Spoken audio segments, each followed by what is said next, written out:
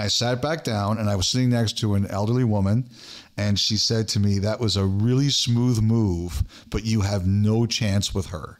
And I laughed, and I said, "Well, you're probably right, but how do you know I have no chance with her?" She goes, "You don't know who that is?" And I said, "No, I don't know who that is." And I would say it was very early in her career. And it was... Welcome once again to 32 Thoughts. Holy smokes, Patrick Kane. Presented, as always, by our friends at GMC and the GMC Sierra. Holy smokes, Patrick Kane. Jeff Merrick along with you, alongside Elliotte Friedman, alongside Dom Shermatti, and holy smokes, Elliotte Friedman, Patrick Kane. Did it not have to end that way? I mean, they say that hockey has no poets. Ladies and gentlemen, if hockey has no poets, I disagree, because Patrick Kane scores the overtime winner, Chris Chelios night, returning to the United Center, Detroit and Chicago, great rivals, and the star of the show is Showtime, number 88, Patrick Kane. You know how they say that the NFL is scripted? This... you would believe the NHL was scripted. A wonderful night in Chicago that began with an outstanding Chris Chelios jersey retirement ceremony that we'll talk about in a few minutes, that continued with a fantastic ovation for Kane in his first game back in Chicago as a visitor, ends with Kane scoring the overtime winner. Look out here! Look at this! Wide open! Look at this! From center ice! It's Patrick Kane in Chicago! Oh my God! The story is complete on Kane's return. You would have thought that Tarantino or the Coen brothers or Billy Wilder were working on that script. That because it was just too perfect. It was brilliant. And the only negative was that Kane almost ran over the pride of Armor Heights, Jake Wallman, for trying to get in the way of his post-game celebration. Yeah, there are famous games. Like if you go back to the Chelios speech, like he specifically didn't want to mention the Detroit Red Wings. He called them Michiganders, right? Because you know the rivalry. I wonder when the last time the Chicago Blackhawks fans cheered for a Red Wing winning goal, if ever. Like they cheered for that one. That was an awesome night there. Awesome night. They love him. And listen, don't look now, but Patrick Kane is playing some great hockey. Like of recent, this isn't like, I mean, this is just the most recent overtime winner. Go back to Thursday in the game against the Colorado Avalanche. Now, one, it's a great play by Dylan Larkin. I mean, great play by Dylan Larkin to draw two Avalanche players, freeing up Patrick Kane, a beautiful behind-the-back pass. But at the end of it, that's Patrick Kane's overtime winner. And then Sunday, it's Patrick Kane's overtime winner, underscoring what I'm saying here, Elliotte, and that is Kane's hot and playing great hockey right now. This is working out beautifully for Detroit. Yes, they're in it. Like if you take a look at their analytics, they're not actually a team that has a ton of chances in 5-on-5, but they score. When they get chances, they score. And they're grabbing a stranglehold on a playoff spot. They're moving up the ladder. They're getting hot at the right time. Some of their young players, like Lucas Raymond in particular, is having a big year. Some of their veterans, Perron's had a big year. Kane has gotten really hot. Alex Lyon for the second year in a row. Oh, boy. Like, Alex Lyon is the best bargain contract maybe in the NHL. Like Steve Yzerman is managing that team like he is expected to make the playoffs. And Alex Lyon bailed them out this year just like he did Florida last year. But the Red Wings are getting hot at just the right time. And that was a fantastic night. And look, we had Jaromir Jagr last week. We had Patrick Kane and Chris Chelios this week. What's going to happen next Sunday? Who's going to come up with something for next Sunday? We better do a really good podcast next Sunday, Elliotte. The bar is high around hockey these days. That's not going to happen. We already know that. Jeff, there have been some famous times where players or opposing teams really get cheered in their former buildings. Guy Lafleur, when he went back to Montreal, They cheered for Lafleur that night. There was a famous one in 1975. Eddie Jockman, he goes back to New York with the Red Wings. He was a former Ranger, a beloved Ranger, and they booed the Rangers that night, and they cheered the Red Wings. It's wild. Knowing the rivalry, it was wild to see Chicago fans cheering for Detroit at the end of that game. And you'll remember last year, like the thing about it that's really amazing is Taves, in his last game last year, he had the breakaway against Philadelphia, and Felix Sandstrom stopped it. And this time, in his first game back, Kane gets the breakaway, and he scores. It was a beautiful way to wrap up a beautiful night, Elliotte. What did you think of the Chris Chelios ceremony? Great ceremony. Great ceremony. Number one, I want to shout out the Chicago Blackhawks video production team. Yeah. The videos they put together, the music was excellent, and the pictures were excellent. Going back to when he was traded to Chicago from Montreal, the montage of things like the Fresh Prince, you know, what was big back then, brought back a lot of memories. It was edited and cut superbly. It was put together superbly. Real credit to the Blackhawks video production team. I did want to mention a few other things that really stood out to me from the speech that Chelios gave in the whole event. You know, there were some great stories. You know, Pat Boyle, who hosted the broadcast with John Scott, he told the story that I never heard before. I don't know if Blackhawks fans knew this one. I didn't know this one, that Kenny Holland went to Chris Chelios in 2010 and said, do you want to go back to Chicago for this Stanley Cup run with the Blackhawks? And Pat Boyle said that Chelios refused to go. He said that this is their generation, this is their team, and I don't want to interfere with it. And I'd never heard that story before. I think that was a great story.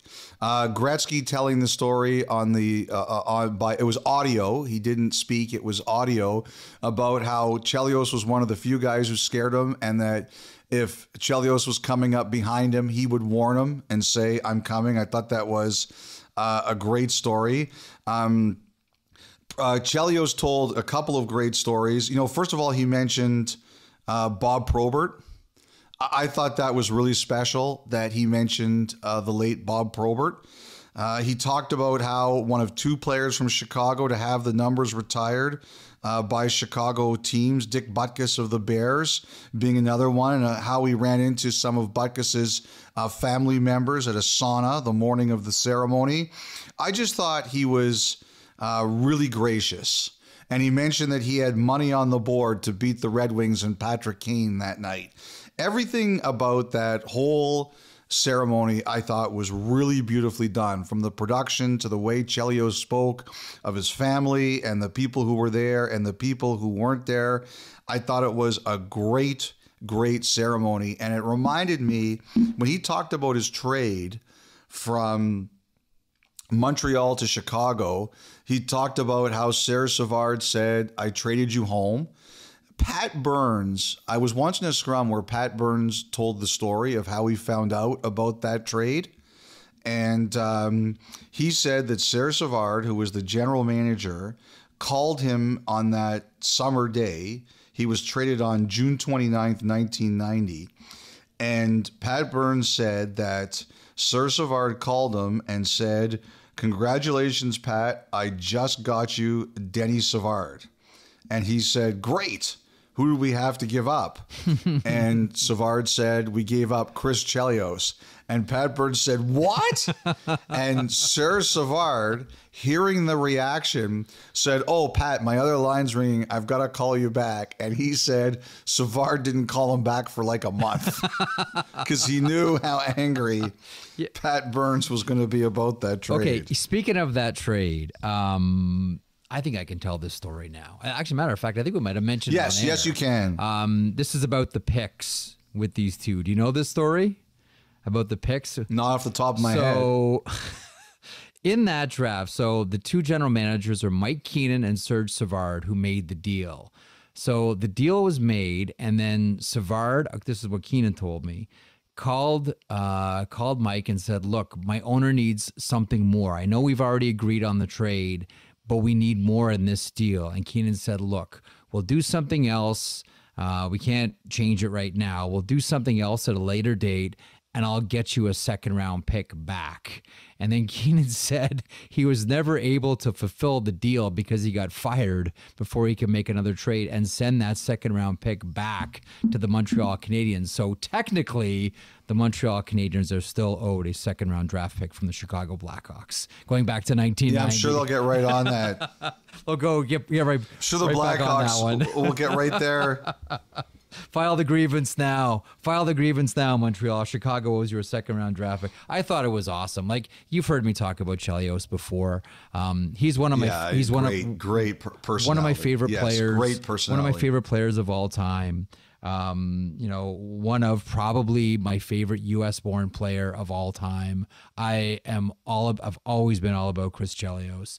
And again, like, you know me, I love the guy that needs to be dragged kicking and screaming off the ice. I love that Peter Forsberg had to be dragged off the ice, and I love that Chris Chelios needed to be dragged off the ice. I got all the time in the world for Chris Chelios, and I thought that was a tremendous ceremony. The other thing we were reminded about here is that Chris Chelios knows everyone. Oh, geez, no kidding. Yes, that's clear. He is the Kevin Bacon of hockey. In the entertainment industry, it's 6 degrees of Kevin Bacon. And hockey, it's 6 degrees of Chris Chelios. That's a great line.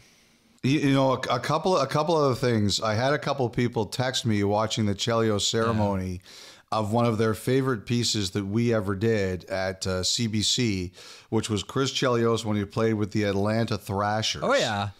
And so he's famous for his love of the saunas. And if you know Chris Chelios, he took the exercise bike into the saunas, as he actually did all the time. And so in the American Hockey League with the Chicago Wolves at the time, Anthony Stewart was on that team. So he brings the exercise cycle into the sauna. And of course, we go in there with him. Well, what am I wearing? I'm wearing a suit and tie. And so I'm in the sauna with Chris Chelios doing his cycling, sweating everything out, and I'm in a suit and tie. And it does look ridiculous. I just remember people at the time ripping me for how stupid I looked in a sauna in a suit and tie. You know, I think, speaking of Atlanta, there was, and I'm just doing this off the top of my head, I believe this to be the answer. I think we might have talked about it before, Elliotte. Do you remember who they paired Chelios with? He only played a handful of games with Thrashers, but they paired him with Zach Bogosian. I was going to say Zach Bogosian. So it was Zach Bogosian now. Chelios was 47 years old. Bogosian was 18. That is a 28-year gap between the two, which I believe, Elliotte, is the record. Well, I've got to think Gordie Howe. No. I mean, but he was a forward. But I mean, like, yeah, as far as like, you know, defense pairs, like the age gap between defense pairs, I think that must be it, right? 47 and 19. Like, that's got to be the oldest, doesn't it? That has to be the record. I can't think of anyone off the top of my head. There's a fully formed and grown adult human being in between the two of them, essentially, at 28 years old. Anyhow, you could talk about Chelios forever, and we probably will continue to talk about Chris Chelios forever. Congratulations. The number is very much where it belongs. And a great ovation. Oh, yeah. And a great ovation for Patrick Kane, too. You know, the Red Wings, they're on a shooting heater, too, by the way. If you look at the under 9 numbers, creating chances on 5 and 5, they're among the lower teams, but they're high in goals. So it's kind of like Vancouver in a sense, but they clobbered St. Louis. They scored 3 times before the Blues even had a shot. They're hot at the right time, and they're creating separation. You know, the other thing, too, is, and I do believe this, there is something about it's been too long to see the Red Wings in the playoffs. And, you know, if you're a person who wants to see revenue grows, Detroit's new arena in the playoffs, it's not bad. It's not bad at all. But it's been too long. Like, the Red Wings are one of the NHL's bellwether franchises. It's been too long, and we need to see them relevant again. And like I said in the last pod, Steve Yzerman is managing like a GM whose mandate is to get them in the playoffs. And right now they're there. They control their own destiny. There's been a lot of talk on the weekend. Emily Kaplan mentioned it about an extension coming potentially for David Perron. He's been a perfect fit there. I'm not sure if Kane will do an extension in season or not, but he's been a great fit there. I don't know what they put into his body, but you look at him now and you look at him a year ago, it's not even the same person. The procedure he got this offseason has worked wonders for him. But it's important to have the Red Wings relevant. I don't think it's good for the league when teams go too long without being in the playoffs. I'm from the Pete Rozelle NFL here. The joke about him was he wanted 32 8-8 teams. I don't want that, but I don't like when teams miss the playoffs for too long. That's why I kind of root for Buffalo right now. I just don't think it's good when teams are out of the playoffs too long. I want to see the Red Wings back in. You know, Jeff, the other thing I just wondered about this game is I think we believe that at the end of last year, Chicago had closed the book on that era of the Blackhawks. I just wonder if there's any chance now, after seeing the way that night went, that could change. Wow. Patrick Kane playing with Connor Bedard. Patrick Kane goes back to Chicago. Look, I have no insight in this. As with most things, I have no insight on anything. But just watching that. And Kane was asked about it post-game, and he kind of downplayed it a bit. And I understand it's probably still pretty raw, but just after watching that whole night and the great show that the organization put on and the way the fans reacted and Kane, the way he played himself, I just can't help but wonder if it could be possible. Okay, so circling back, a great night for an American hockey hero and also Elliotte. Sunday was a great night for a Canadian overtime hockey hero. Sidney Crosby, 1 goal, 3 assists, Penguins over the Philadelphia Flyers, 7-6, a game ripped out of the pages of 1987. So, Elliotte, your thoughts on number 87, Sidney Crosby? Well, when I was working on the show for Saturday night and just asking around about what's going on, someone said to me, you know what the worst news is for the Pittsburgh Penguins? And I said, what's that? I almost called them the Kritzburg Penguins. That's like the Crosby Pittsburgh Penguins. It's a Freudian slip when you're thinking about one thing, but you say a mother. That's pretty good. Very good, Jeff. Thank you. But so I said, what's that? And he said, they're going to Canada next week. Like, this is the worst time to go to Canada. It is, yes, absolutely. Continue. You think all these teams in the West, Edmonton and Calgary and Vancouver, aren't going to be happy to see Pittsburgh now? Talk about those guys in the other room for a change. So, you know, they're battling, they're scrapping. Their math isn't great. But Crosby is just carrying them. Like, that game on Sunday was last shot wins. I really thought we were going to go to overtime 7-7, and the team that won the opening faceoff in overtime was going to win the game. But Crosby just would not let them lose. That was a huge win for Pittsburgh. And look, there's a lot going on there right now. And I think the thing about Dubas is, because his advantage in this case is that he worked in Toronto, so he understands the maelstrom. And this is probably child's play to him on some level. What, you think this is a controversy? You should have seen what I just lived through the last 5 years. And because I don't think they're not trading Crosby, they're not trading Malkin, they're not trading Letang. So it's not like he's trading a franchise cornerstone. I think if he was trading one of those guys, or if that was facing him, then it's a much, much different animal. But instead he can say, look, I've been through this before. It's different because he's doing a kind of in progress rebuild as opposed to chasing the Stanley Cup. but he has seen it in the hottest market. He can handle this. But every win allows him just to bide his time a little bit more because he can trot out the line. These guys have earned their respect. They have earned the right for me to wait as long as I possibly can. So after a win like that one that keeps them in the race, and everybody out there can make their predictions of whether or not they think the Penguins are going to make it or not. But every win that keeps them in the race, Dubas can just sit back and say, I'm going to read the market while these guys play it out. And Crosby, once again, refuses to let them go away. He was great. That was an entertaining game, a huge win. Okay, so a couple of things there. And hearing you talk about Crosby, hard to deny that. I mean, even the most casual of hockey observers can see what he is doing, pulling in one direction while the some of the forces of losing are pulling the other direction here. That's the very definition of the Hart Trophy, Elliotte.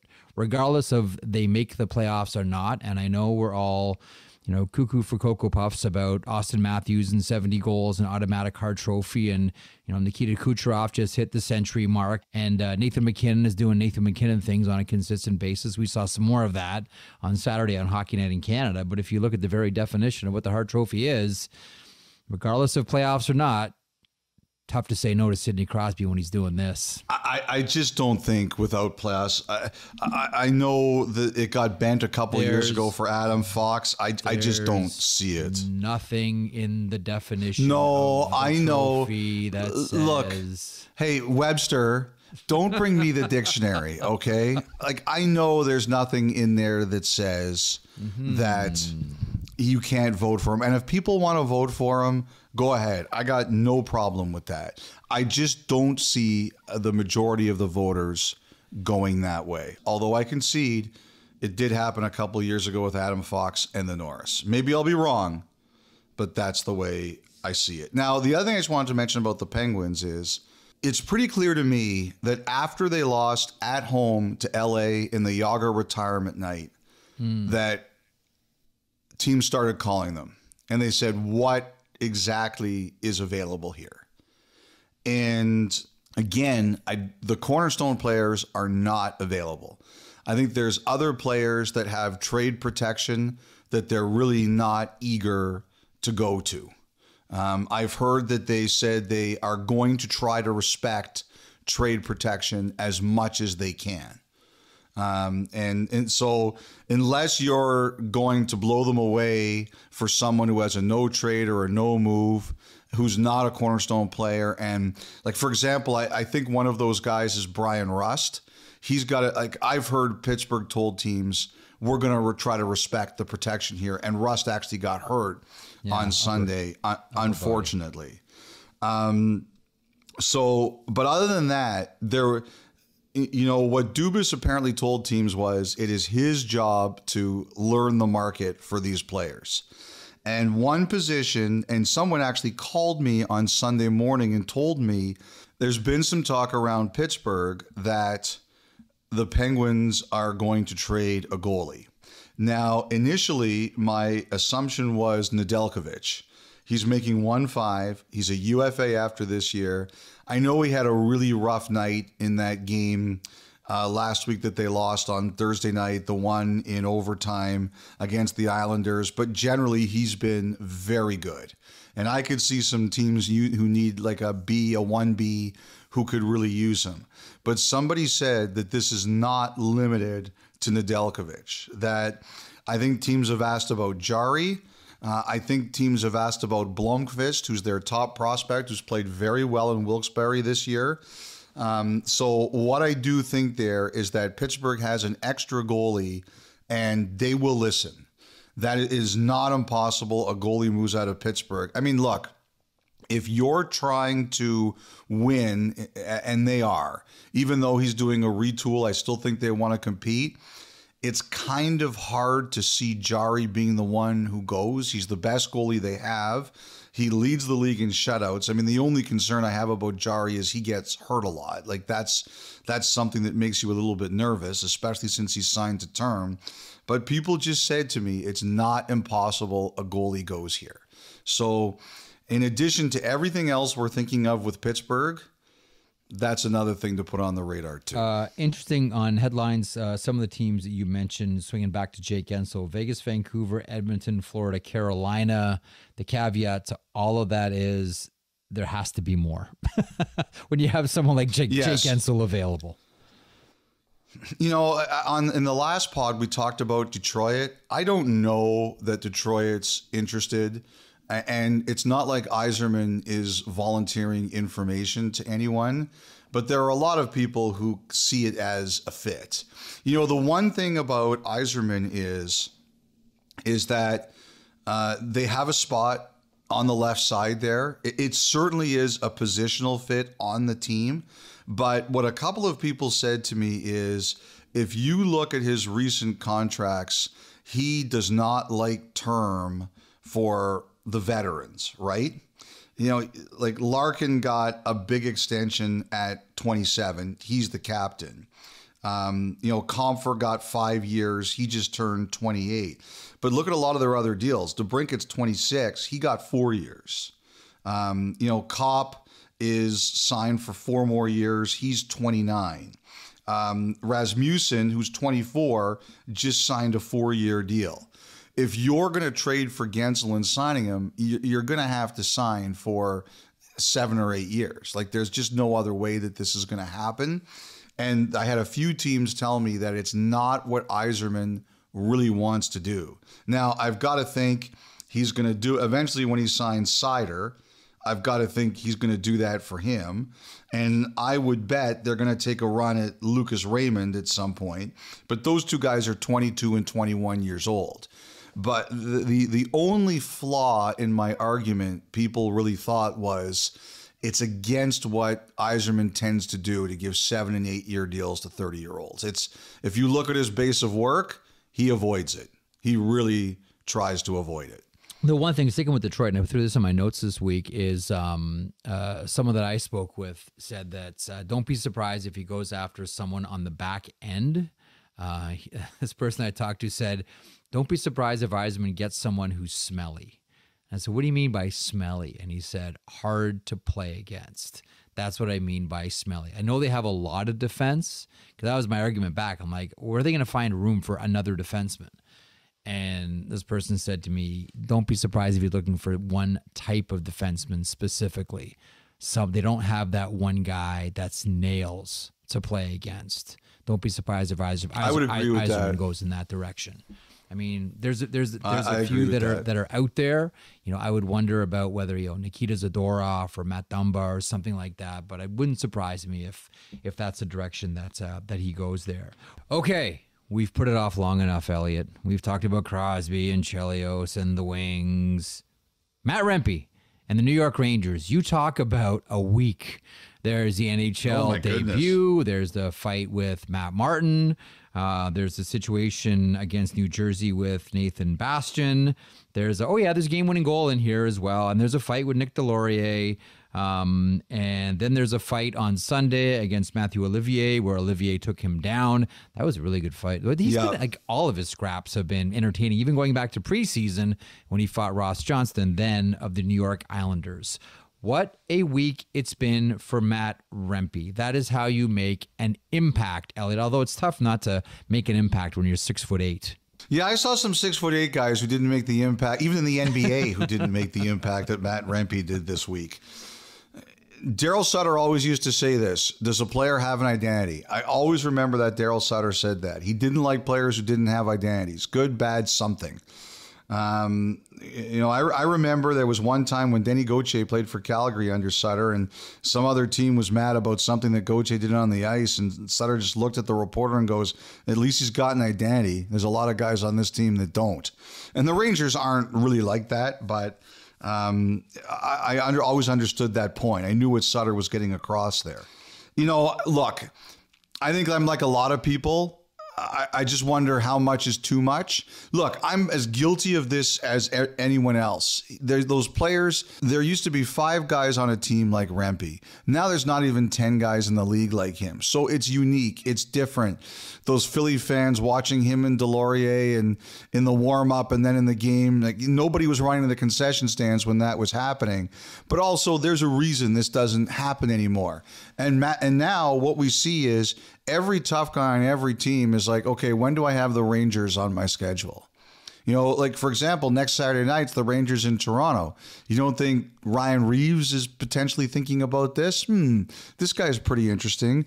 I just don't think that that's where we can go here. And, you know, I understand everyone's caught up in it. I'm just as guilty as everyone else. I'm caught up in it. Rempe's young. He doesn't want to say no to anybody. He understands that some of these veterans are giving him a chance, so he has to give other people a chance. But now you also have to say, okay, like, it's not good for him to be doing this every night. Olivier is a tough customer. Ooh. The other thing is, and I got a text from somebody who was watching the game, and I thought this was a very fair point. He said that Rempe still needs to learn how to defend himself before he does this all the time. And I wanted to bring that up. I wanted to mention that. I want this to be a good story because here's a kid, Canadian kid, Calgary, like literally takes the NHL by storm. Seems like a really nice kid. His interviews have been really good, but there's a thin line between this becoming a good story or a fun story and this becoming a much more serious story. And look, like, Peter Laviolette's been around a long time. Chris Drury's been around a long time. I think there's people in that Ranger organization who should be able to handle this and say, okay, we're going to set some guidelines here. So he doesn't have to do it every night. This is not something he should have to do every night, particularly when he's still learning how to do it properly. So that's what I thought watching it on Sunday. You're not going to win every fight. I think it's a great story. He seems like a very likable kid. Hockey fans love it.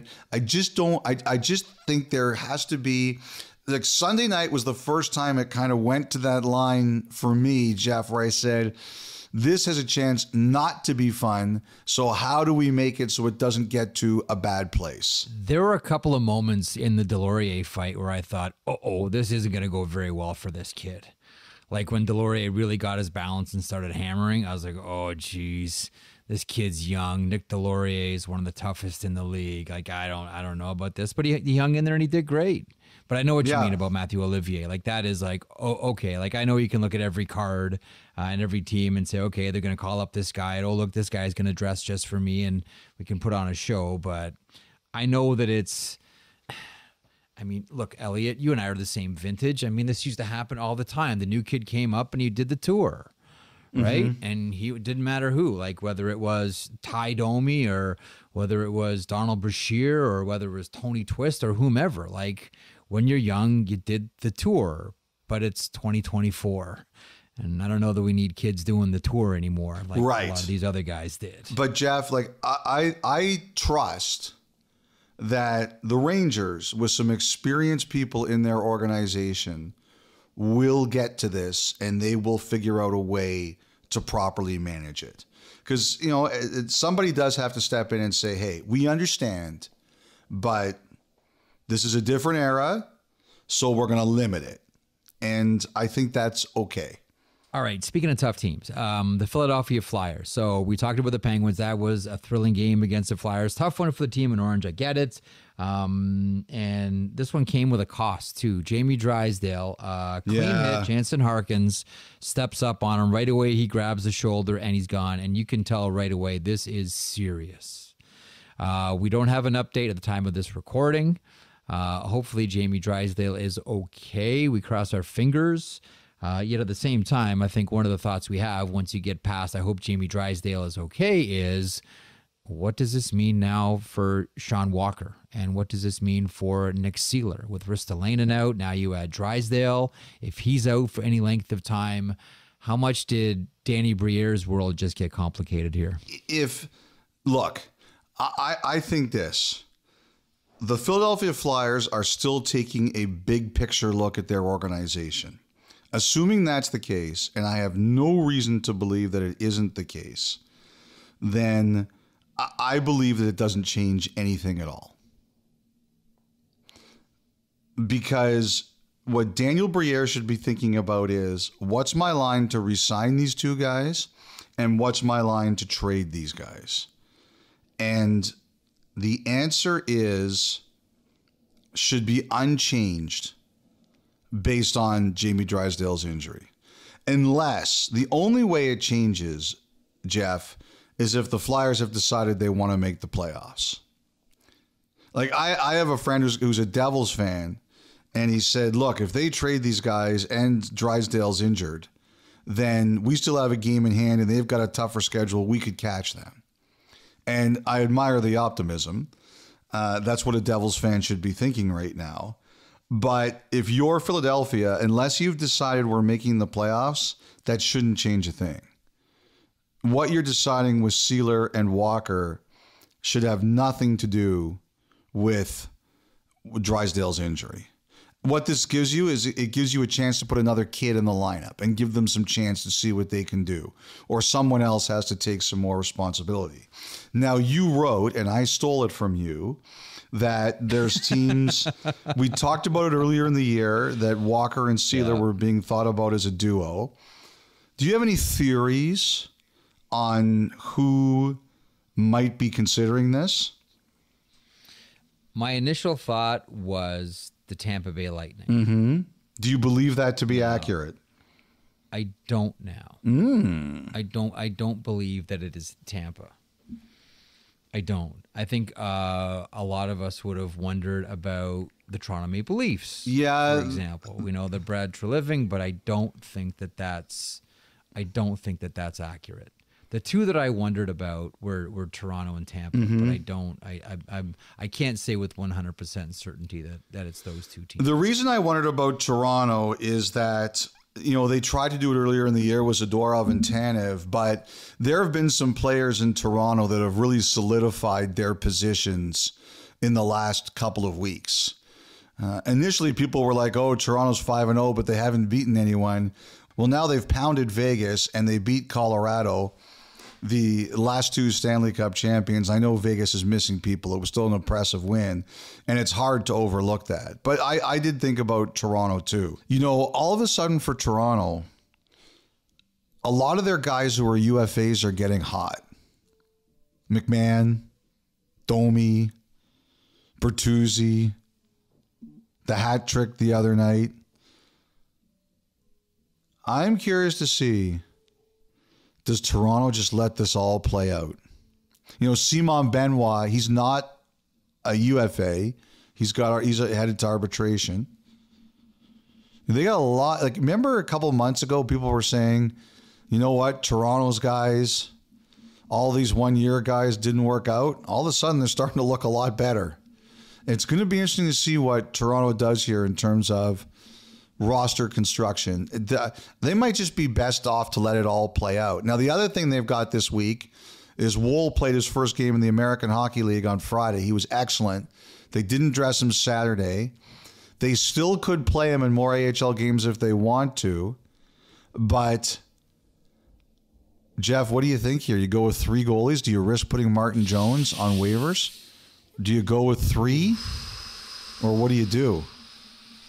I don't know that I would risk putting Martin Jones on waivers right now. I agree with that. I think you kind of have to go with 3 right now. Short term, you got to go with 3. Do you disagree? I'm beginning to think the same thing. I think you do. No. You've had such a weird year, and Jones stabilized your season. Because Woll was like, those Laval Rocket. Crashed it was the one net. of those nights where an Crashed AHL the net. team's like, it was like Slapshot. There's scouts in the building. Scouts? Contracts in their hands. Came to see the Chiefs. That was one of those nights like, oh, Woll's playing. People are going to be watching. We're gonna be all over him. So that's another one to watch there for Toronto, and the right hand D. They continue looking at the right hand D.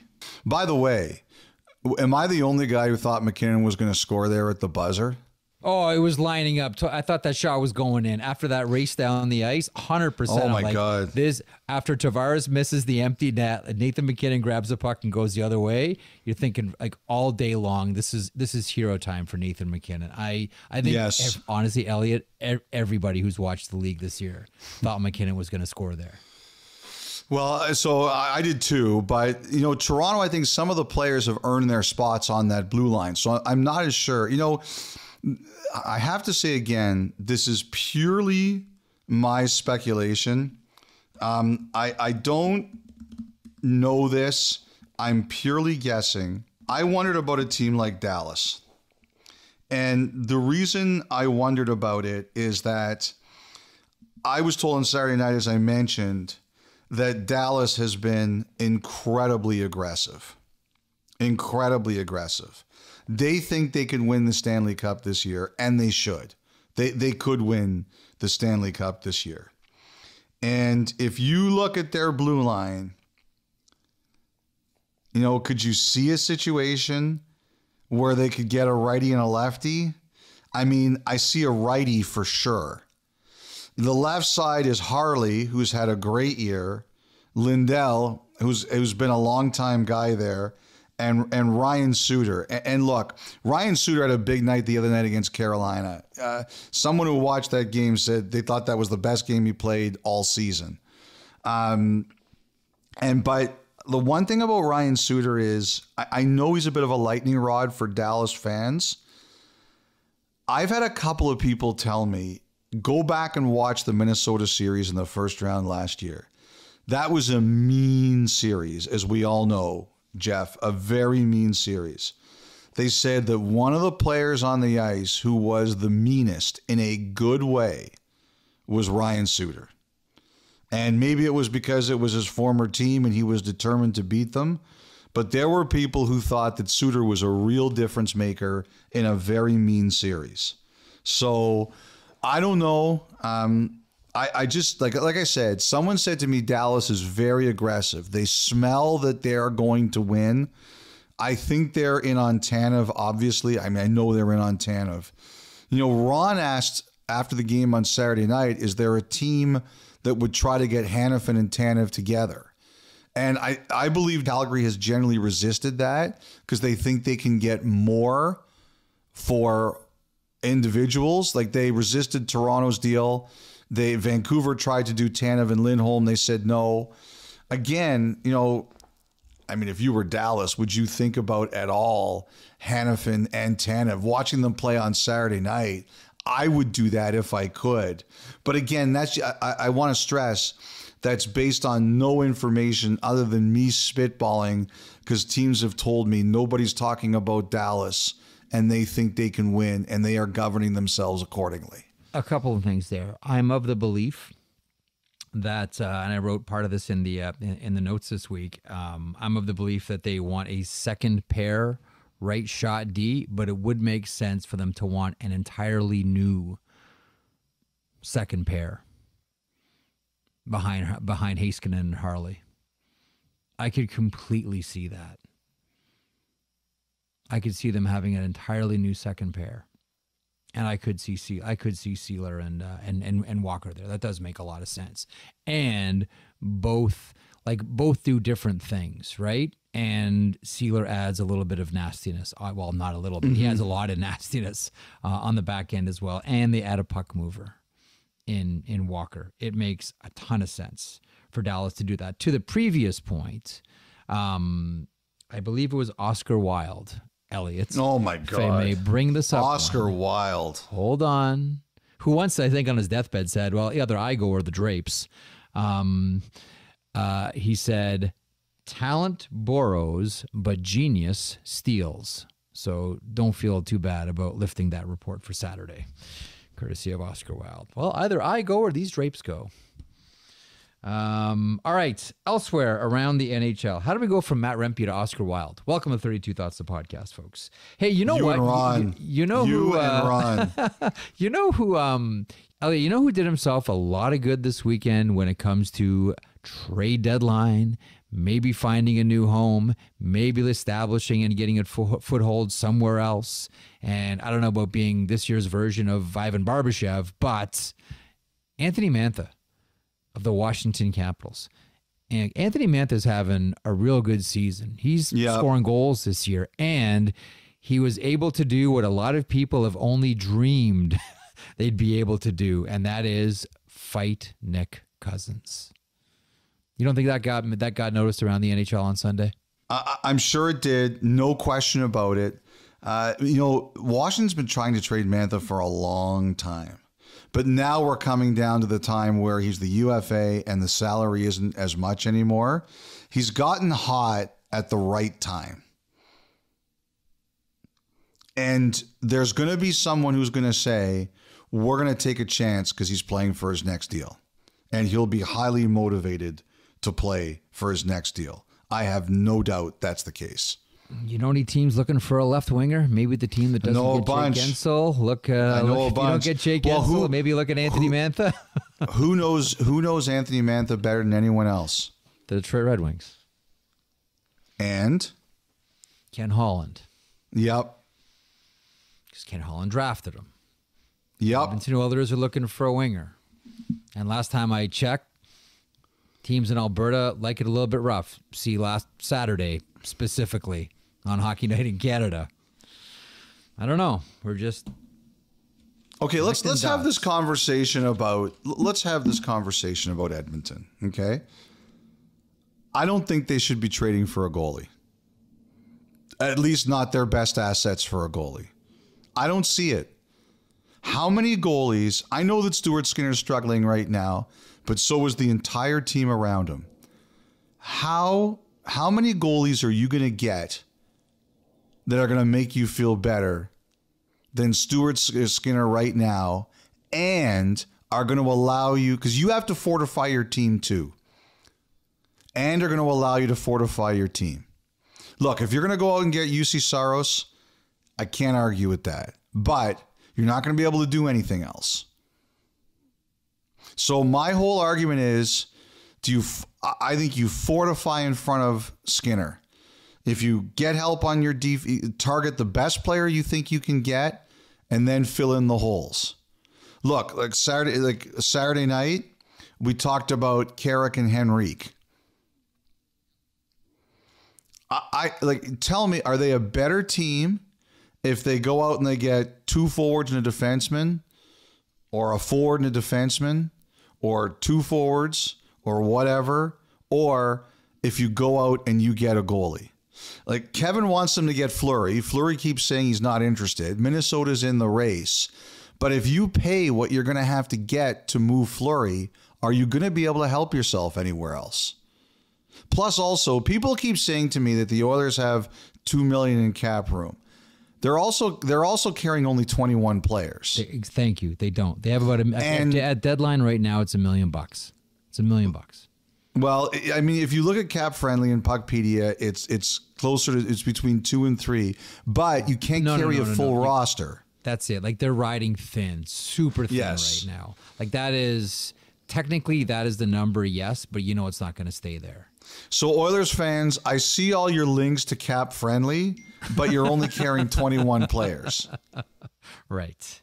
They're running super lean to just accrue cap space. Well, so here's what I think about with the goaltending. I think the Oilers want Stuart Skinner, obviously, to be their guy, and they don't want any problems in net, obviously. But the thing that I keep coming back to is, and here's the question that I always ask, are the shots going to get easier or more difficult in the playoffs? And the answer is more difficult. And we saw what happened at the beginning of the season when the Oilers were leaking difficult shots. That's the one thing I keep coming back to on this one. Because I understand your point. Trust me, there's a few holes that the Oilers would like to plug. The only thing that I keep coming back to is, okay, we've seen Skinner play really well this year, right? That 16-heater was great for Stuart Skinner and the Edmonton Oilers. But I always think, are the shots getting easier or the shots getting harder in the playoffs? And ask any goalie, they get more difficult. And Oilers have been through that.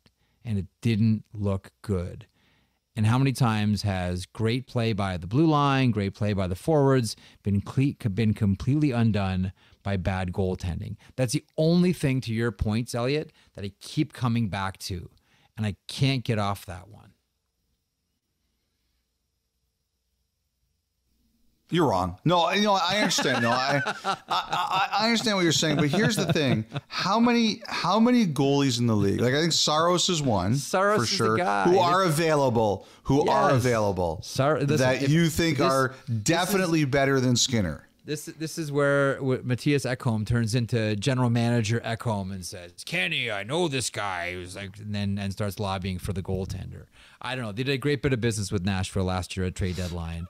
Okay, but what that means is you can't do anything else. I understand. Likely. Or you can't do a lot, I should say. Not anything else, but you can't do a lot. I live in fear of the Ferraris that I have up front not being, like, all their good work being undone by bad goals. Like, the last thing you want is your team going into the playoffs and saying, okay, in our minds, we got to bank on at least one, maybe two bad goals this game. You can't have that. You can't have that. I mean, we'll see who turns out to be right here, but I think they make themselves a better team if they fortify and play better in front of Skinner. All right. I'd agree with you if you were right. Yeah, and you know what? And I think they've got a lot going on. You know, Jeff, we mentioned Henrique, we mentioned Sam Carrick, and I don't think it's impossible that the Oilers try for both in the same deal. Another name I heard for the Oilers was Luke Cunnin from San Jose. I thought that was an interesting name, like just a guy with a little bit of an edge to him. By the way, I heard there was a few teams looking at Michael Granlund from San Jose. I mentioned on one of the previous pods, I didn't know how much interest there was in some of their players. Somebody mentioned Granlund to me, and someone else mentioned that they thought that Luke Cunnin could be on Edmonton's radar. Okay. By the way, the Flames, watching that game on Saturday night was awesome. Yes, it was awesome. A great game. Good. I mean, Calgary, they tried to get Hanifin done. I think, I can't prove this, but I have a sneaking suspicion that they have continued to try occasionally to get Tanev done. But you have to be sitting there thinking, looking at the Flames, if they would have been able to keep these guys, you wouldn't want to see them as a 7 or 8 seed in the first round of the playoffs. Like, watching them play on Saturday night, Markstrom, Tanev, Hanifin, with this Flames team in the first round of the playoffs, that would not have been a very fun team to play. Mm-hmm. And by the way, coming out of that night, this is so bizarre, who had Matthias Janmark and Blake Coleman as having one of the best fights of the season? Man, Janmark, he's tough, man. He was throwing jackhammers. Bam, bam, bam, bam. Holy smokes. I did not see that coming from Matthias Janmark. I just had Coleman as one of those rodeo guys that you just didn't want to fight. I didn't know that somewhere in the wilderness of Sweden, someone turned Janmark into a mountain man. But you know what I think a lot of us would have had? Corey Perry and Mackenzie Weegar. Yes. And we probably would have had Evander Kane cross-check and Evander Kane and Nazem Kadri. We know those two guys don't like each other. Those are entirely predictable. But everything else, like, that was just a wonderful, wonderful Saturday night on Hockey Night in Canada. Okay, let me ask you about the New Jersey Devils, because going into the weekend, we said this is going to be pivotal, a pair of afternoon games, Montreal and then Tampa. So they beat Montreal. 4-3 is the final score. A big close for comfort. Nico Dawes, 23 saves in that one. And then they lose to Tampa 4-1. Well, your captain scores the goal that maybe saves your season in the moment, right? Nico Hischier. Yes, absolutely. Like, in that moment, that's why he's the captain. He scores the goal that maybe saves your season. And then it's Akira Schmid the next day. It's a 4-1 loss to Tampa. Nikita Kucherov hits the century mark. And now we say, New Jersey Devils, what now? You know, again, I'm going to say this until I turn blue in the face. The Devils made a business decision. They let 2D walk because they didn't like the contracts. I don't have a problem with the process. Then they lose Hamilton. So you're down 3 defensemen from your top 6 last year. Your second round team from last year. Plus you're not getting the goaltending. I think the only way you are making a coaching change if you believe that there is a coach that can do a better job with this lineup right now. Right now. And I ask you, hockey watcher Merrick, do you believe that what is happening with the Devils is a coaching issue? No. Or it's just that they're looking at their blue line and their goal and they are saying we are simply not as good as we were last year. And the toughest thing to do is say there's a risk we might go backwards here. So speaking of blue in the face, you've heard me say this over and over again. Is this a question of coaching or composition? And to me, the New Jersey Devils, to your point, is composition. It is the blue line. It is the goaltending. That is the problem with the New Jersey Devils. They lost a lot of veteran guys in the offseason. Love Hughes, love Nemec, love what they're going to become. It's going to be great back there. Right now, they need veteran players. They're going to get in the playoffs. They need veteran guys back there, and they need saves. And that's not happening. If I'm the Devils, I'm not targeting rentals. Look, they could still make it. You know, the Philly thing, they're going to have to play at a blistering pace. They've got no room for error. You know, I mean, Philly could determine this simply by what their roster looks like on March 8th at 3 p.m. That could have a lot to do with this. But if I'm the Devils, you have to find players with term. Someone said to me after the Flames won on Saturday night, the big winner was Craig Conroy because Tanev and Hanifin looked great and the prices just went up. Now, I don't know if New Jersey thinks it can sign Hanifin, but if it can, that's what they've got to be doing. They've got to be targeting guys with term. But, you know, again, like Lindy Ruff, he's the easy target. He's the coach. And I will say this. I ignore people who say, well, it's the media's fault, because I think it's kind of a lame excuse. I really do. And like, I'm not one of those people, if someone takes a shot at the media, I feel like I have to give a shot back. You know, we dish it out. We should be able to take it. It just happens sometimes. I just roll my eyes at it. And I said this on your show on Friday. There's a lot of really good people who cover hockey in New Jersey, both in traditional and non-traditional media. But it's not like it's a market where there's a lot of pressure. Like, look at Vancouver right now. They're first in the league, and it's still one of the most, like, that's pressure. Whoa. That's because of you. Yeah, that's okay, you, we'll get to that in a second. Media. But it's an intense market. Like, that's pressure. Like, you get it. Like, but the one thing about Lindy Ruff is, like, I remember once talking to him about Pat Quinn was going through it in Toronto, and you know, I remember Wayne Gretzky, like the 2006 Olympic team, the one in Italy.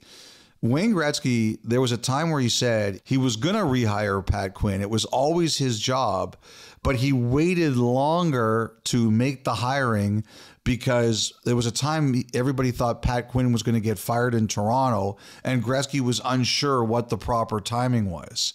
And I remember talking to Lindy Ruff about that. And he said, that's life as a coach, and you have to put your tortoiseshell on and just take it. That is part of the job. And, you know, he said on Sunday after the game, he blamed himself. It's my job to get the team ready, which is kind of like what I expect. But again, like, I'm looking at it with the Devils.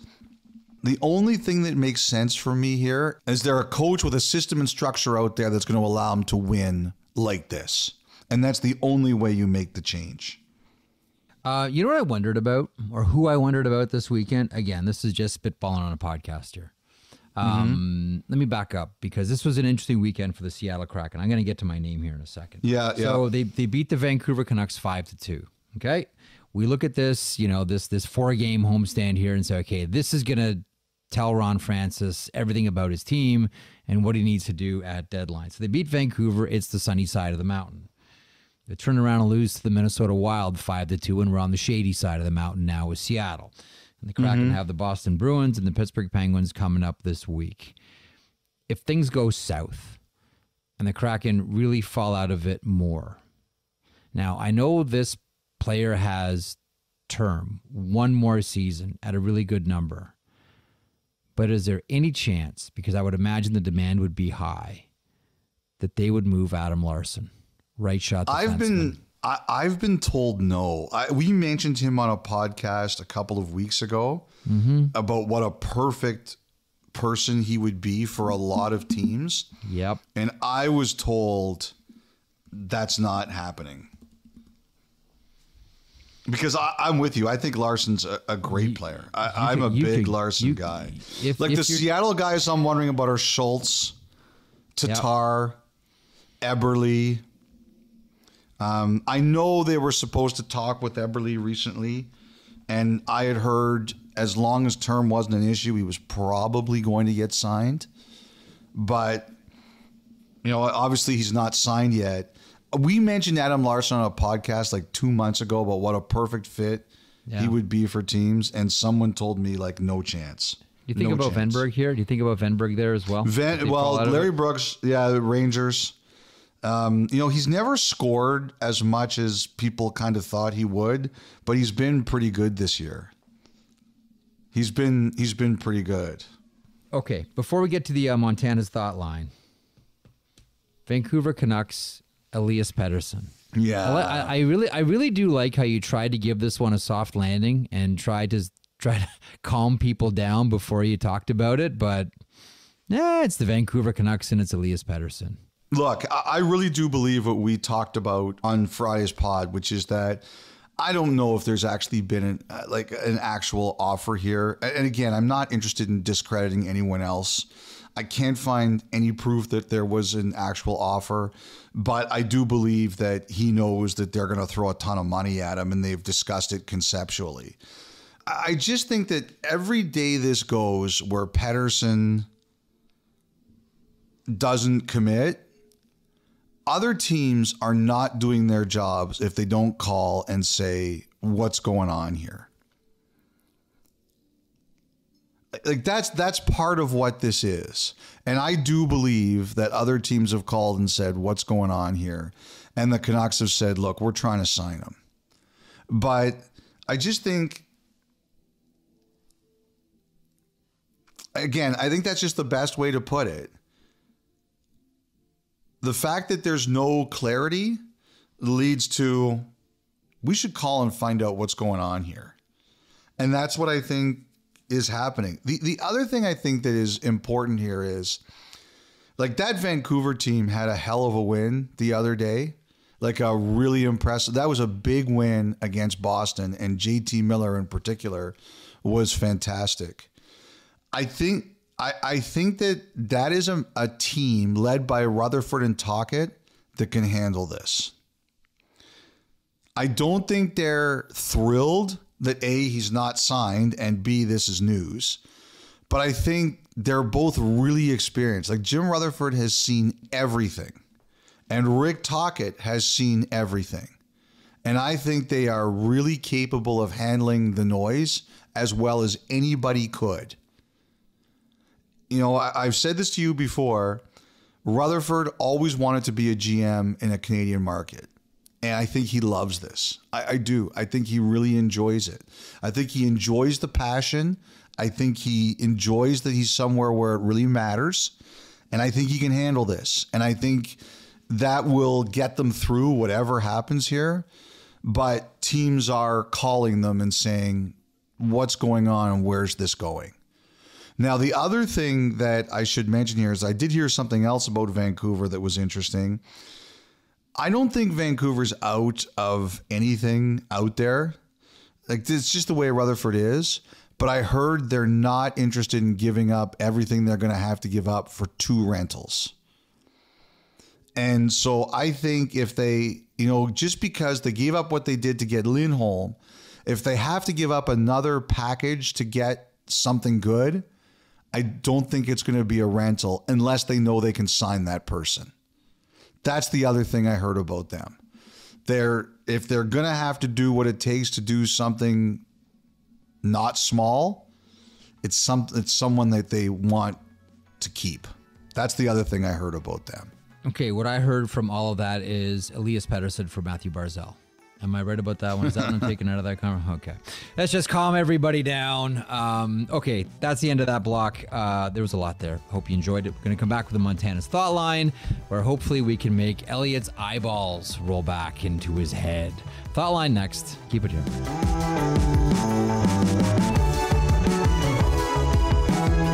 Listen to the 32 Thoughts podcast ad-free on Amazon Music, included with Prime.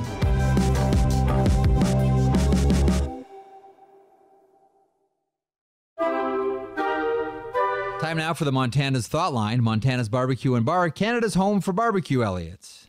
Try the ribs. So and Dave Maloney points out that the New York Rangers were 10-0 after trying the ribs. Oh, now, that's the fix. I will say that Dave Maloney, who played 657 NHL games, did make one stunning mistake, unbecoming of a former captain of the Rangers and a gentleman with his hockey experience. Do you want to know what What's that? He sent it before they played the Blue Jackets. Oh, yeah. That's like telling a pitcher he has a no-hitter going. That's right. And unfortunately, that winning streak came to an end about 3 hours after Maloney sent that. But Montana's, not only did Montana's feed the Rangers broadcast team, but it started them on a great streak, and the ribs fixed Igor Shesterkin. So you want to save, you want to salvage your goaltending, and you want to go on a 10-game heater. The secret is the ribs, ladies and gentlemen. By the way, I was at a PWHL game on Friday, Toronto and New York at Mattamy Athletic Center, and out of the blue, I'm walking up the stairs to go to the concourse, and this guy stands up and goes, "Try the ribs." Oh, yeah, people are great. People and are I'm great. like, You no, guys are great. Wrong guy. I'm the pecan salad guy. Wrong guy. But it took me back to the days when I would walk through CBC as a relative unknown. It's like, who's that guy on TV? And I remember one guy once said to me, "Hey, iDesk." Not "Hey, guy on the iDesk" or "Hey, aren't you?" Just "Hey, iDesk." Reminded me of that one. It warmed my heart. Try the ribs. 32 Thoughts at sportsnet.ca, 1-833-311-3232. 32 Thoughts at sportsnet.ca, 1-833-311-3232. Rich in Knoxville, Tennessee. Hey, Jeff and Elliotte, love the pod. Was watching the Anaheim-Buffalo game on President's Day, and in the first period, one of the officials was injured and had to leave the game. And it got me thinking, if both referees were injured during the same game, would one of the linesmen take over as ref, or is there an EBER, emergency backup referee, at every NHL game? Thanks. Keep up the great work. In the playoffs, there's always backups. In the regular seasons, there are not. So, but there's been games before where players have done it, right?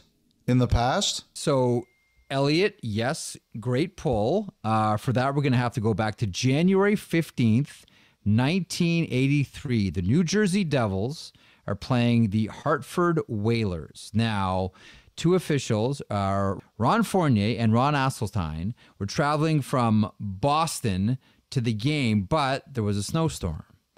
So, and there was only one linesman there, Ron Foyt. So, what happens in that situation is one player from each team gets nominated to serve as linesman. Foyt became the referee. Those players were Mickey Volkin of the Hartford Whalers, and someone that we've talked about a lot, and pound for pound, one of the toughest ever, Gary Howitt. Yes. No kidding. Well, that guy Howitt. with no penalties. He committed a lot of them. Well, that was like when Paul Stewart became an official. It's like, yeah, of course, Stewie's going to be a referee. He's taken all the penalties before. Yeah, Gary Howitt and the New Jersey Devils, and Mickey Volkin of the Hartford Whalers back in 1983. So that is what happens. But in a regular, like Elliotte's bang on, like playoffs, there's always a backup. Regular season, no, and they just deputize one of the linesmen to be referee. I have a question for you. Okay, let's just say there was a game. 2 teams of Sportsnet employees were playing against each other. Okay, and you had to pick 2 Sportsnet employees to referee. 2 of them to be impartial and fair. Who would you pick? The default is Ron McLean because he's done it before. No, Ron, I bet you Ron would call like a whole bunch of terrible penalties. I would not want Ron in there. Okay, my first pick would be... You know what? He's done too much refereeing. I'd be like, no, I want someone who's fresh. My first choice would be Jennifer Botterill. Interesting. And she'd be able to keep up as well. With the skating, which, there's a lot of people that I would say, like, okay, yeah, you can officiate, but can you keep up? Botterill can clearly keep up. I think for number 2, who would be impartial and fair? You know what? And he has a hockey background as well. Kyle Bukauskas. Jen Botterill and Kyle Bukauskas would be my 2 choices. Who would yours be? Well, my first choice would be Carolyn Cameron. And, what it says to me is that the fact that you named one of our female coworkers first and I named one of our female coworkers first is proof that we have phenomenal female coworkers and we work with a bunch of donkey men. That's what it says to me. Fair. That and true. Both of us, picked, you picked Jennifer first and I picked Carolyn first. But I would pick Carolyn first. And I think my second pick would be Gary Galley. Really? Because if anybody lipped off to them, he would pound them into submission. So would Jamal Mayers. Yes. He would do that too. Yeah. Who else? Those are good picks. Okay, so you got Jennifer and Kyle, and I got Carolyn and Galley. That's good. That's a good. You notice who he left out deliberately? Kevin Bieksa. Who's that? Kevin Bieksa. Oh, he could never. David be Amber, official. Ken Reed. Like no, no chance, no way. Sean McKenzie, no, day late, dollar short, no way, not gonna happen. Okay, let's get to RJ from Clinton, New York, home of the historic Clinton Comets. Legendary minor league team there, by the way. Yes, absolutely. So the question here from RJ. Jeff and Elliotte, enjoy listening to you guys. Well done. I feel like I'm waiting for Elliotte to try the fried pickles and be blown away. That's right, Elliotte. Get on the pickles. Let's go. Okay. Mark Stone was recently placed on injured reserve once again. Forgive me if you've covered this in the past. I'm intrigued by the details behind placing a player on injured reserve. First of all, if we've covered it before, don't worry about it. It's good to sort of refresh, and there's always new people joining, so don't mind doing that at all, RJ. Does the NHL watch reoccurrences like this and or flag them? Has a team ever gotten in trouble for meddling in order to make cap room prior to playoffs? How does the NHL handle these types of affairs, which raises eyebrows for many around the NHL, Elliotte? They certainly watch it a lot closer than they used to. It used to be very laissez-faire, and then like the team that really did it the first time was Chicago when they won their last Stanley Cup in 2015. Patrick Kane got injured against Florida. They went out and made some ads, and I think one of them was Antoine Vermette. And then Patrick Kane showed up game 1 of the playoffs in 2015, I think it was, and they won the Stanley Cup. And that was the one that really started to turn things around. And at the beginning, a lot of people credited Chicago for the strategy. I've mentioned to you many times, I would do the same thing if I could, 100 times out of 100. But obviously a couple of years ago, it really started to gain a lot of attention. And, you know, Vegas was the team that took a lot of criticism. And Vegas had a wild year where guys were going in and out with really serious injuries. Remember what happened with their goalies? I don't know any of us had ever seen anything like that happened with Vegas that year. And then things just really started to, the intensity, it started to intensify. The league really started to get harder on it. Shea Weber was another one. When it was reported that Shea Weber was shutting down after Montreal went to the Stanley Cup final, some people got really upset, and they accused Montreal of trying to play shenanigans, especially with the expansion draft, right? So... the league they got really tougher. Like, they started making players get seen by doctors more. I know there were a couple of times they made Weber report to see a team doctor, and in season they do watch over it a lot more carefully. Look, like, this Mark Stone injury is a legit injury. It's going to, all the Vegas Golden Knights have said is week to week. But like I said, the last pod, if a lacerated spleen, like, that's serious stuff.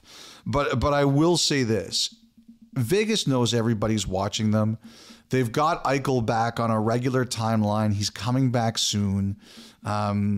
Everybody freaks out, but but as it stands right now, I don't think that's going to be anything to worry about at all for anybody. But I do think the league monitors this much more closely than they used to, and they force players to see doctors and things like that just to make sure. Like, I know when that happened with Weber in Montreal after they went to the final, you know, they really grinded the Canadians about that, and Weber about that particular situation. Excellent email. Thank you so much for that one, RJ from Clinton. Mike in San Jose. This is creative, Elliotte. I think you'll appreciate the creativity here. Hi, guys. Longtime listener, first-time emailer. With the trade deadline around the corner, I had a question about a tradable asset. Okay. Yep. Pay attention here. San Jose Sharks received a 2023 second-round pick from the Devils in the Timo Meier trade last year. It also has a condition where the pick can become a 2023 first-round pick if the Devils make the conference final this year. This got me thinking. Could a previously agreed to condition be traded? For example, if the New Jersey Devils wanted a player from the San Jose Sharks, could they simply make the second-round pick a guaranteed first-round pick? You can trade players, picks, future considerations. You cannot trade coaches, cash, or a bag of pucks. Was not sure about this one. Thanks, guys. The answer is no.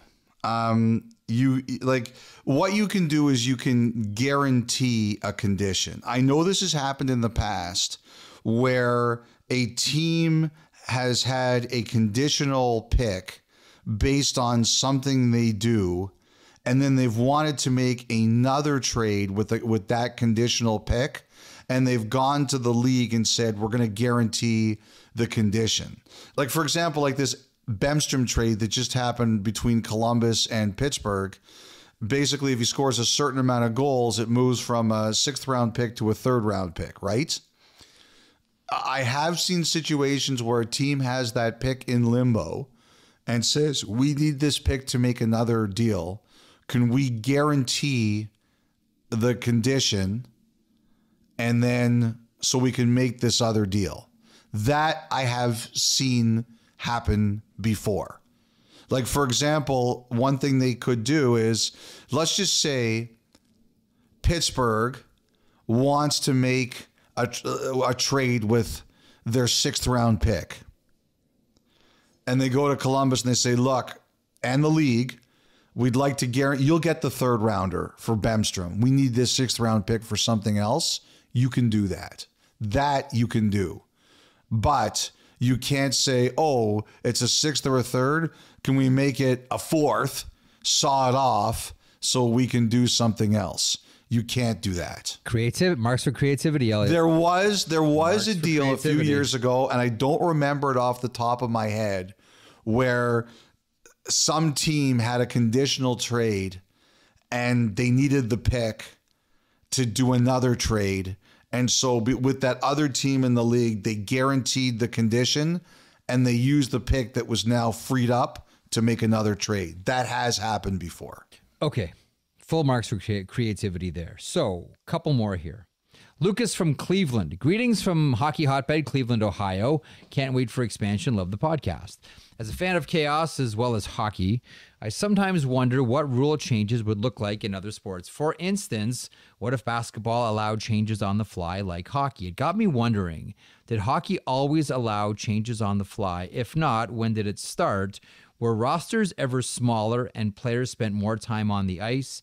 It seems to me changing on the fly really adds to the speed of the game, and I wonder if that evolved over time with rule changes and roster size expansion. If you're ever in Cleveland, we don't have Montana's, so make sure you check out the ribs at Michael Simon's Mabel's Barbecue, Elliotte.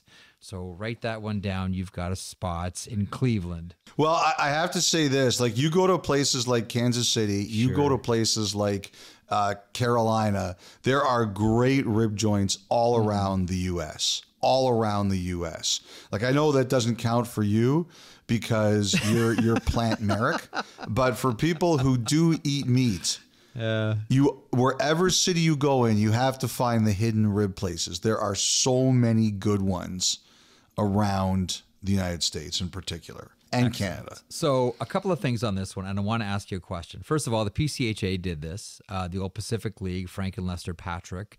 They were the innovators of it. But as far as the NHL goes, this changes on the fly didn't start until 1927-28. That was the year they had a lot of changes in the league, where the teams change ends at the end of a period, the forward pass and the defensive and neutral zone. They standardized the 3 20-minute periods. New nets came in, the ones that Art Ross designed. You got a penalty for deliberately shooting the puck out of play. So that's when it started in the NHL. Now, Elliotte, here's one for you. There was, after the 1974 Stanley Cup Final, Philadelphia and Boston, that Game 6, which was 1-0 for Philadelphia. That game took over 3 hours to play. And the NHL decided that's too long. We need to shorten our game. We need to speed it up. So in 1974-75, they tried this in exhibition, not in regular season. They came up with an exhibition. You could only change on the fly. When there's a whistle blown, that's the group that goes to the dot. You only change on the fly as a way to speed up games. And actually, if my memory serves, there was one NHL exhibition game in that exhibition season that was under 2 hours because of this, only changing on the fly. Now, the NHL didn't adopt it for the regular season. The American Hockey League did. They tried it for one full season and then they ditched it. But what do you think of the idea of only being able to change on the fly as a way to shorten the games? No, I'm not in favor of that. I think they've done a lot of really good things to shorten the games. Games now, I should check the times because a couple of years ago, they were as short as they've ever been. Basically now, unless you're getting like a really long shootout, everything is under 2.5 hours. How much shorter do you want it to be? I'm just saying, in the sports market right now, where we live in a short attention span economy. But also, you want people to have value for their tickets, right? Yes. I think. I don't know. I think it's at a certain point, I wouldn't do that. I'm against that. The reason that I'm against it isn't that. My reason against it is player safety. Because if you don't let players change at a whistle, you're leaving tired players on the ice, and tired players equal injury. That would be my argument. I think also the fewer amount of like skate blades you have flying around the bench is also better. Fair. Okay, let's finish up with a voicemail. Sam in Carolina. I am a pest control operative, and I have had the privilege of servicing several of both current and former Carolina Hurricane players. and it's always fun interacting with them outside of their normal environment. My question is, what is your craziest interaction with a player or an executive completely outside and unrelated to the hockey environment? Thanks. Good job, Jeff. Good job, Dom. By the way, Samuel, which Carolina Hurricane player do you think has the worst pest control problem on the team? I don't know, but whoever it is, I can sympathize because I work in pest control. I've worked with you for how many years? That's very good. Well, you know what? I wonder if this guy's ever serviced Brent Burns' house. Oh, with all the reptiles. Oh, for sure. That's got to be the one. No, don't touch that one. That's my pet. Oh, no, that's the one over there. What are you doing? No, leave that. No, that's Steve. No, leave Steve alone. I have one. I have one pest control hockey, person could really get into trouble at Brent Burns' house. Brent Burns' house. My I can't believe I'm going to say this on the air. Here I go. This would have been, well, it's with Sean Connery. So there used to be a bar in downtown Toronto called Bistro 990. And when the film festival was on. That was a big place. Yeah, remember Bistro 990? Yeah, it was a good spot. Yeah. And so when the film festival was on in Toronto, that was one of the places that could stay open till like 5 o'clock in the morning or something like that. There's special dispensation for certain establishments when the film festival rolled through. So I was in there one night during the film festival, and I go downstairs to have a squirt, and Sean Connery pulls up next to me. Like, it's like James Bond. And I'm like, holy smokes. And sure enough, he's got like the Scotland Forever tattoo. I'm like, this is incredible. And he does you've done this move before where you've been over poured and you're having a squirt and you put your head on the wall in front of you. And he closed his eyes. No, and I wasn't never sure happened. whether he had fallen done that asleep before. or hadn't fallen asleep or not. I'm like, did Sean Connery just fall asleep while having a squirt next to me? So that was my big sort of out of business brush with fame or success that I will take to the crematorium with me one day. The other one is a hockey one, and it was me and my ex. This would have been around 2004, 2005. We were staying at a bed and breakfast on Niagara-on-the-Lake, a really lovely place called Davy House. It's a historic place. Really hard to get a room there, too. And so stayed there the first night, got up for breakfast, and was having breakfast with the husband who owned the place. And we started talking, and he's like, yeah, I recognize you from the Raiders when I was doing the Leafs Lunch Show with Bill Waters. And he goes, yeah, I recognize your voice. I listen to you and Billy all the time. You know, I used to play professionally in Toronto, too. And I looked at him like, you played for the Maple Leafs? He says, no, I played with the Toros. It was Jeff Jakes. So Jeff Jakes was a draft pick in the NHL, the California Seals. He played for the Toros for a couple of years, was with them when they went to Birmingham as well. And he goes, you'll appreciate this. And so we went for a walk up the stairs into his bedroom. And in his closet, he had under wrappers in pristine condition, one blue and one white, one home and one road, Toronto Toros jersey. One of each. He goes, my kids are old enough, they're each getting one. And these things, Elliotte, were gorgeous. That's the one for me, meeting Jeff Jakes in Niagara-on-the-Lake. What do you got? Well, those are good ones. I have two. I think I've told one on the pod before and one I have not. The one I think I have said in the pod before was... I believe it was one of the Stanley Cup Finals in Dallas, and we were flying out of Dallas, and I was sitting in my seat, and to the plane came a very attractive woman who was trying to put her bag up in the overhead compartment, and it was having a tough time. Was it Faye Dunaway? No, Jeff. It was not Faye Dunaway, but good guess. On a fishing trip there. Yeah, okay. Well, you know what? Faye Dunaway, very striking woman. But anyway, it was not her. Anyway, she was struggling to get her bag up, and I got up out of my seat, and I helped put the bag up, and I sat back down. And I have to tell you, she turned to me and said thank you, and it was the most naturally beautiful person I have ever seen before. I was like, wow. And I sat back down, and I was sitting next to an elderly woman, and she said to me, that was a really smooth move, but you have no chance with her. And I laughed and I said, well, you're probably right, but how do you know I have no chance with her? She goes, you don't know who that is? And I said, no, I don't know who that is. And I would say it was very early in her career. It was Jessica Simpson. And I remember the next month she was on the cover of Maxim magazine. Like that's when she was really starting to hit it big. So that was one. And the other one, I will say, this is a kind of embarrassing story. I don't remember the year this was, but we were doing a game in Montreal. The story is already sounding great. I don't remember this. But no, I don't remember what game it was. But we were doing a game in Montreal, and Lisa Litvak, who used to work at the NHL and now does work with Spitting Chicklets, she was the witness to this.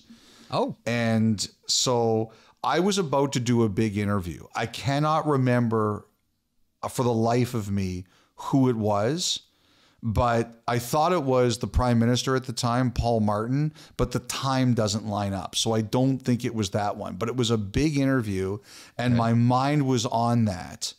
And I was not thinking about anything else. I was just like, okay, be prepared for this interview, and this is what you're going to ask. And I was going to the elevator, and I said, I was talking with Lisa about this interview I was about to do. And someone said to me, you know who you should interview is here tonight? And I said, who? He goes, Russell. No, not Faye Dunaway. Okay. He said, Russell Martin, the catcher. No way. Yes. And he was with the Dodgers at the time. He's a Montreal guy, though. Yes. He was born in Montreal, wasn't he? Yes. He was playing for the Dodgers at the time. Now, I'm a big baseball fan. I know who Russell Martin is. But in that moment, I was not thinking about Russell Martin. I was thinking about my interview. And so I go, that would be great. Is he here tonight? And the guy goes, yes. And I go, do you know where he's sitting? And he winked. And I was like, oh, damn it, I'm talking to Russell Martin. And Lisa laughed her head off. She thought it was really funny. I was like, this is not fair. I was thinking about my interview, awesome. So I was clued out that I was talking to Russell Martin. It was, so those would be my two, I would say. I think there was one time at Shark City, which used to be a bar in Toronto. Oh, by the fan, Young and Eglinton. Yeah, I remember that's Shark right. City, I played pool once against Isaiah Thomas and got my ass kicked. But that would be another one. That's good. I like bewildered Elliotte stories. I like those. Yes, and we also like. As you know, I have tunnel vision, so when I'm like that, those things can happen to me. I have that experience with you often when you get those horse blinders on. Trust me, I know. The Montana's Thought Line, Montana's Barbecue and Bar, Canada's home for barbecue. Back in a moment.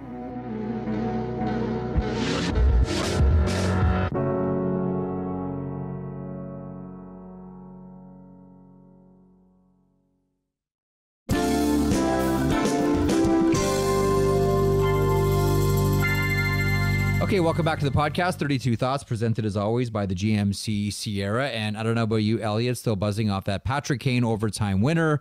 That is clearly the story coming out of the weekend, leading into this week. And also, this is going to be an intriguing week around Winnipeg, where the Commissioner Gary Bettman will visit with sponsors. And we strongly suspect as well, remind Manitobans to buy your Winnipeg Jets tickets. You know, some people were saying, oh, you know what? They do everything they can to save Arizona. They're not trying to save Winnipeg. I don't think that's fair. Look, he put the team back there. He's fought very hard for Canadian teams in the past. I don't think one has anything to do with the other. The only thing, I'm not crazy about the timing of all of this in terms of how public it's been. Right now, look, on Sunday night, the Jets won again. Okay, they beat the Coyotes in overtime. If you look at the Jets in their division, they're not in first place, but they have games in hand, and their .688 winning percentage. It's first in the Western Conference, and it's second in the league, 2 points behind Florida. The only thing I don't like about this is that they're winning. Let the winning sell. They're having a great year. Look, there's a lot of things you can do. You can make sure that you're treating your clients, your fans properly. You can make sure you're having a good in-game experience. We've talked about on this pod before how we love their social team. They're very funny, very creative. Yeah. I really like watching them. Fans are too there. but the number one thing that you need is a winning team. Now, you still have to do all those things. You have to make your clients happy. You have to make your customers happy. You have to make it so that when you go to a game, you're going to have fun. You're going to have a good time. All of that is important. But your number one thing is winning. And they are winning this year. The players and the management and the coaches, they are holding up their end of the bargain. I just think you let that speak. You don't want to take away from the winning. Even though it's important to sell tickets, your best chance for selling tickets is you have a good team. And even though Bettman's coming in, you can make it private. You can say he's going to talk to our fans. He's going to talk to our season ticket holders. He's going to talk to our sponsors. I just think when you're winning, don't take away from that karma. That's the only thing. It's the only thing I don't like about the timing. You have to take care of your business. I recognize that. But just let the W's speak, because that's a good team and it's a fun team to watch. Big week coming up for them as well. Gary Bettman is in town on Tuesday. The team takes on the St. Louis Blues. The team also faces off against the Dallas Stars on Thursday. Big one for the Winnipeg Jets. Listen, wherever you're watching, whomever you're watching, enjoy it. Podcast returns Friday morning as per usual. Have a great week.